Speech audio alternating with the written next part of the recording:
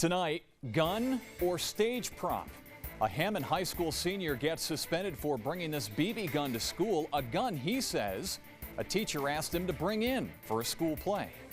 Also tonight, spending millions of dollars on a new welcome center near Alex Bay leaves a bad taste in the mouths of residents who just want clean drinking water at a better price. And filling a Watertown City Council seat now that a sitting lawmaker moves to the State Assembly. You're watching the North Country's news station. 7 News this evening starts now. Live from downtown Watertown, here's Jeff Cole. Good evening. Protest at Hammond Central Schools. It's about a suspension over a BB gun or a stage prop. It depends on how you look at it. Here's 7 News reporter Keith Benman.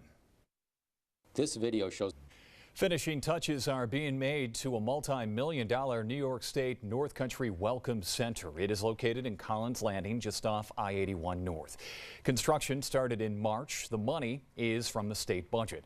While the doors aren't open just yet, the center is expected to feature I Love New York kiosks, a Taste of New York market, and an LED screen to promote area attractions. A very contemporary, new, world-class kind of experience. Inside that Welcome Center, we have brand new, state-of-the-art I Love New York exhibits that tell the story of visiting the North Country and the Thousand Islands.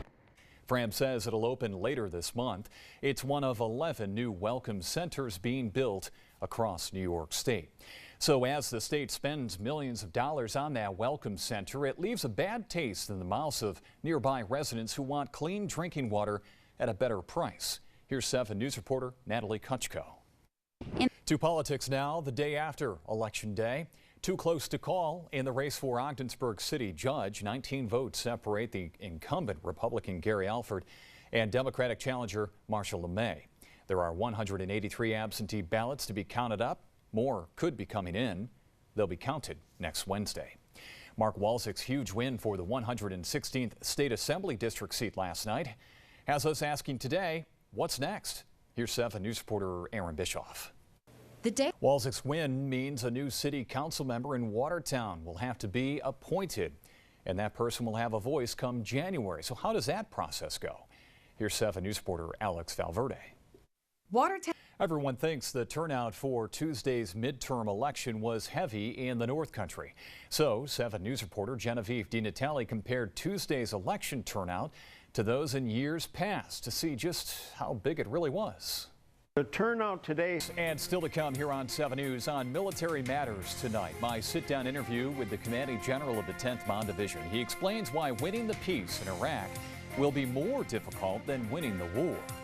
And we'll learn why these flags are being flown in Krogan for the fallen. From the North Country's news station, you're watching 7 News this evening with Jeff Cole. Tonight's weather with John Kubis. And your North Country sports with Mel Bussler. Tonight on Military Matters. When you think of Iraq, what comes to mind? Destruction, poverty, a lost cause? Fresh off a deployment to that country, the Commanding General of the 10th Mon Division says it's quite the opposite. We begin our 2-part story tonight with Major General Walter Pyatt. I would assume most people would think that it's a violent place and that nobody there wants peace, that everywhere you go it's extremely dangerous and it's very difficult. That's not the Iraq that I know. Wrapping up a several-month deployment to Iraq, we sat down with the 10th Mountain Division's Commanding General at Luray Mansion on post.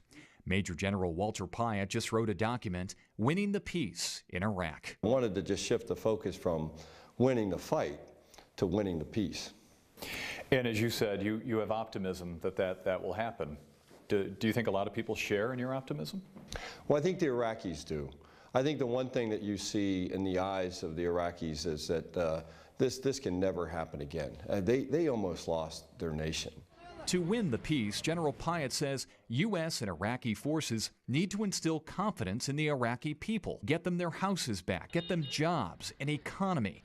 And that will lead them to trusting the newly formed government and not revolt. To really win it strategically, to really defeat the ideology of this ruthless enemy, you have to address the needs of the population, and that will make their ideology fall on empty ears, and the population itself will reject it, and that's when you've truly won the peace. How fragile is it if the ISIS ideology comes back? What's the balance there? How fragile is it? Or is there a strong foundation to move forward with peace right now? I think there's a very strong foundation. You go to Mosul, you go to these places where ISIS occupied and dominated, and the people hate them. They feel liberated. They celebrate the fact that their country freed them. They trust the Iraqi army deeply. The most trusted organization in Iraq is the Iraqi army. General Pyatt's opinion on Iraq is written out for anyone to read. However, this commanding general had a unique chance to share his view with the commander-in-chief, President Trump. General Pyatt arrived home from Iraq just days before Trump's visit to Fort Drum in August. He asked me about Iraq, and I said the same thing. Sir, we won the fight. We've got to stay committed to winning the peace. Tomorrow night, pockets of peace in Iraq, what that looks like, what the general has seen, and how the 10th Mountain Division sacrifices helped achieve peace over the course of 15 years of war. 7 News anchor Jeff Cole joins us live from the fair with more details on what to expect today and the rest of the week. Hi, Jeff. Hey, Mackenzie. Yeah, it's a pretty fun day here so far, and we're on the Ferris wheel. We're going to start it up. We have Dan with Coleman Brothers at the helm of the Ferris wheel. Dan, go ahead and start it up if you would, sir, and we'll start taking a ride. I have Doug Hanna with me as well. He's the president of the fair board here at the Lewis County Fair. We'll talk to Doug a little bit here about what's happening. Thanks, first of all, for agreeing to do this interview for the first time on a Ferris wheel. This is the highest I've ever been on an interview. This is nice. So we have a beautiful view out here today. It is a beautiful day. Les Shockley is on our camera, and he's showing you that. We have another camera here as well, and that'll show you the midway. But Doug, talk to me about opening day and the excitement that goes along with opening up the 198th edition of the Lewis County Fair. You know, it's always a relief to see the opening ceremonies take place and people come in the grounds and start enjoying things. And we kicked that off at 10 o'clock this morning without a hitch. And the sun's come out now, and it's a beautiful day. And we're going to have a great night with our parade tonight and our fireworks. So it's just great. I decided to hold off on lunch until we got off this contraption, but the lunch and the food, that's really a big part of why people come to the fair, and you guys like to boast that it's local people that are in those trucks out there. Yeah, we have some of the carnival people here, but we have a lot of local restaurants that are represented here, and the food is out of this world. And like I said, you can eat 2 meals a day here all week and never eat the same place twice, and it's all good. Free admission, that is always a draw to the Lewis County Fair, and that's because you want people to come out here and get on the fairgrounds and have family time, right? We do. I mean, this is all about enjoying yourself and coming out and meeting your family and friends that you maybe haven't seen for a year, and enjoy the beautiful gardens and all that there is to offer here. Big night tonight. You have the parade. Chairs are already set up on the main streets in Lowville for people to watch, people claiming their spots.